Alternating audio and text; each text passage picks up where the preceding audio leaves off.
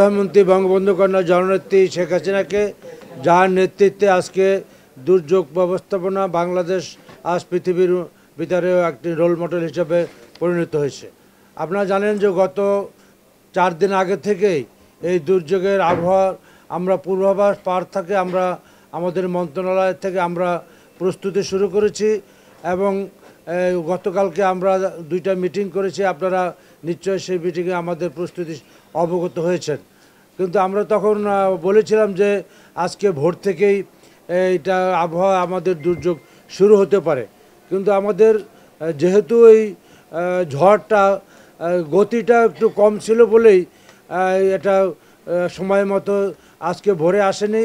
যেহেতু আমাদের গতকালকে গতিতে ছিল 16 থেকে 17 কিলোমিটার, কিন্তু ভোর রাতে এটা গতি কমে 10-এর নিচে আসে, পরবর্তীতে 6 কিলোমিটার নিয়ে আসে, যার জন্য এটা সময় মতো এখনও পৌঁছে নাই। তবে আমরা পরিষ্কারভাবে বলতে চাই যে এটা যেহেতু মহাবিপদ সংকেতে আমাদের পরিণত হয়েছে এবং এটা আজকে সন্ধ্যা নাগাদ এই দুর্যোগের আমাদের প্রথম ভাগ বাংলাদেশে আমাদের অতিক্রম শুরু হবে এবং এই সামনের রাত্রে মধ্যরাতে বাংলাদেশের যে মূল যে আমাদের যে ঝড় সেটা অতিক্রম করবে। আপনারা জানেন যে ওই যে দুর্যোগের যে আমাদের যে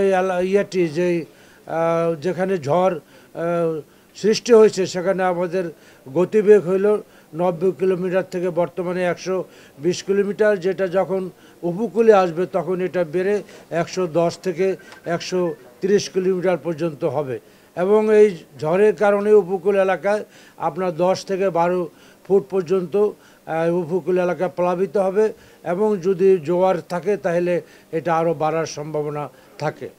এবং এটা একদম সাতক্ষীরা থেকে আপনার একদম কক্সবাজার পর্যন্ত পুরো এলাকাটাই কম বেশি উপকূল এটার ক্ষতিগ্রস্ত হওয়ার সম্ভাবনা আছে। এই জন্য আমরা সমস্ত সবাইকে নিয়ে আজকে আমরা সভা করেছি।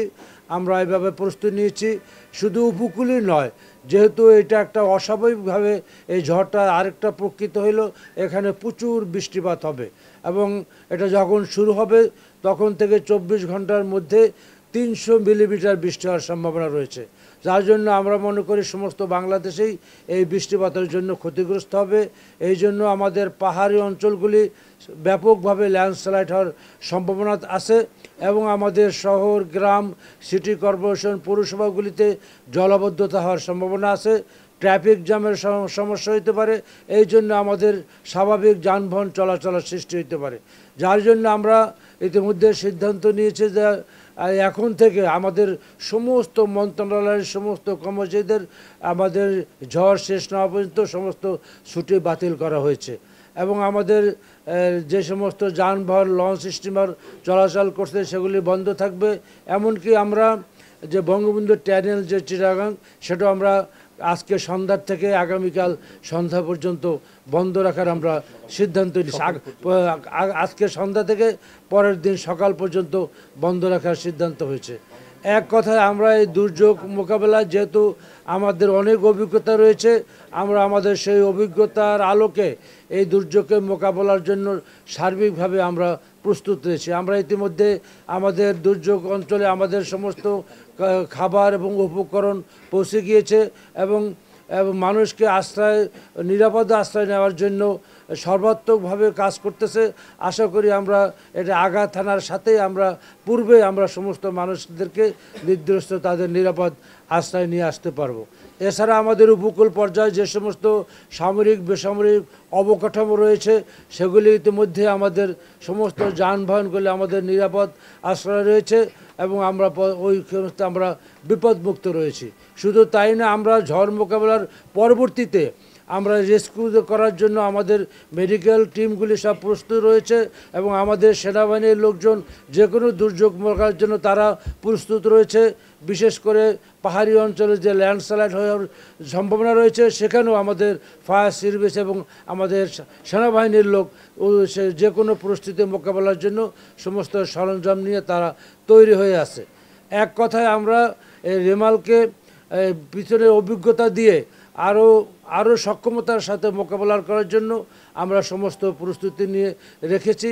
আশা করি ইনশাল্লাহ আমাদের নির্দেশনাগুলো আমরা যেভাবে দিচ্ছি সেটা যদি সবাই আন্তরিকতার সাথে পালন করে এই দুর্যোগ আমরা পূর্বের মতো সক্ষমতার সাথে আমরা এটাকে মোকাবেলা করতে পারবো। আমি সবাইকে এই শেষবারের মতো আবার আহ্বান জানাবো, কাল বিলম্ব না করে, কাল ক্ষেপণ না করে ওই যে সমস্ত এলাকা অ্যাফেক্টেড হওয়ার সম্ভাবনা ইতিমধ্যে ঘোষণা হয়েছে, সবাইকে এক্ষুনি নিরাপদ আশ্রয়ে যাওয়ার জন্য অনুরোধ করছি। সেখানে প্রায় আমরা 8 থেকে 9 হাজার আশ্রয় কেন্দ্র ইতিমধ্যে আমরা রেডি করে রেখেছি, যেগুলি তৈরি আছে, এবং সমস্ত আশ্রয় কেন্দ্রগুলিতে পর্যাপ্ত খাবার, শুকনো খাবার, বিস্কুট এবং পানি সহ আমাদের এবং চিকিৎসা সামগ্রী ইতিমধ্যে আমাদের পৌঁছে গেছে।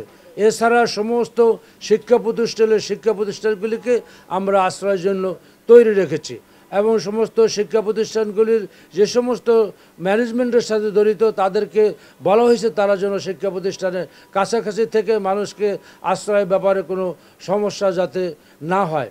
এছাড়া বিভিন্ন সময় যদি ঝড়ের ব্যাপক যেহেতু বৃষ্টিপাত হতে পারে, বিভিন্ন গাছপালা, রাস্তাঘাট ব্লক হতে পারে, এই জন্য স্ব রাস্তাঘাট এবং অবকাঠামোর সাথে যারা যারা জড়িত তাদেরকে সর্বক্ষণিকভাবে প্রস্তুত রাখা হয়েছে।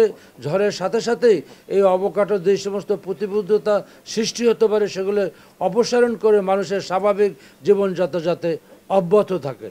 সুতরাং ইতিমধ্যে আমরা আমাদের সমস্ত মন্ত্রণালয়ের সচিবরা এসেছেন, আমাদের ক্যাবিনেট সেক্রেটারি সাহেব ছিলেন, আমরা প্রতিটা মন্ত্রণালয়কে আমরা পর্যালোচনা করে দেখেছি কোথাও কোনো আমাদের ঘাটতি আছে কিনা। তাই ইতিমধ্যে আমরা সেটাকে যেখানে যেটুকু সমস্যা আছে সেগুলিকে আমরা অ্যাড্রেস করে সমন্বিতভাবে ঐক্যবদ্ধভাবে আমরা সামরিক, বেসামরিক, আমরা রাজনীতিবিদ এবং আমাদের যে আমলা এবং আমাদের যে প্রশাসন এবং আমাদের যে উপজেলা, ইউনিয়ন, জেলা পর্যায়ে যে সমস্ত কর্মকর্তা কর্মচারী আছে তারা আজকে সবাই ঐক্যবদ্ধভাবে এই দুর্যোগ মোকাবেলার জন্য আমরা সবাই প্রস্তুত এবং সেভাবে আমরা ঐক্যবদ্ধভাবে কাজ করতেছি। জয় বাংলা, জয় বঙ্গবন্ধু। এখন পর্যন্ত কত মানুষকে আশ্রয় নেওয়া তার কি কোনো হিসাব আছে না নেওয়া হয়নি? এখন অনেকেই আসতে চায় না। এখন আমরা আমাদের যেটুকু তথ্য আছে যে আশ্রয় কেন্দ্র অলরেডি প্রায় অর্ধেক 50% লোক অলরেডি আশ্রয় নিয়েছে। সংখ্যাটা সারা কতজন বলছেন?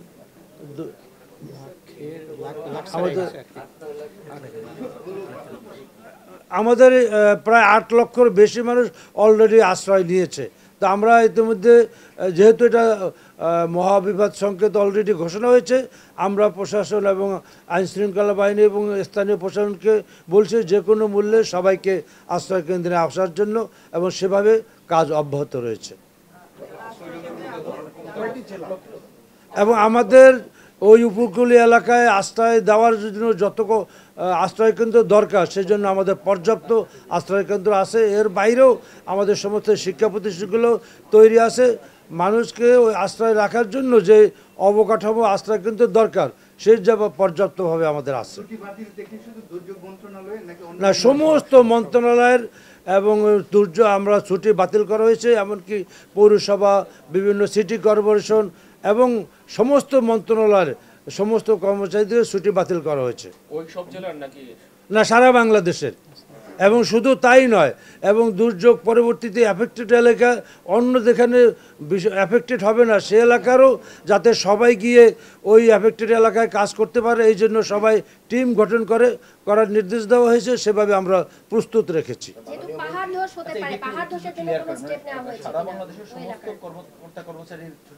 হ্যাঁ হ্যাঁ হ্যাঁ, না আমরা মন্ত্রণালয়ভাবে এইভাবে ক্যাবিনেটে আমরা সিদ্ধান্ত নিয়েছি যারা সবাইকে ছুটি পায়, যেহেতু এটা ব্যাপক ঝড় এফেক্টেড এরিয়ার বাইরেও ব্যাপকভাবে বৃষ্টির বা সারা দেশে একটা জলাবদ্ধতা হইতে পারে। এটার একটা আমাদের এই সাইক্লোনের আরেকটা দিক হইল যে ঝড় যে শুরু হওয়ার থেকে 24 ঘন্টার ভিতরে 300 মিলিমিটার বৃষ্টি হওয়ার সম্ভাবনা। এই জন্য আমরা সবাই সিদ্ধান্ত নিয়েছি যে সব মন্ত্রণালয়ে আমরা এই এখন থেকে সমস্ত ছুটি বাতিল করার।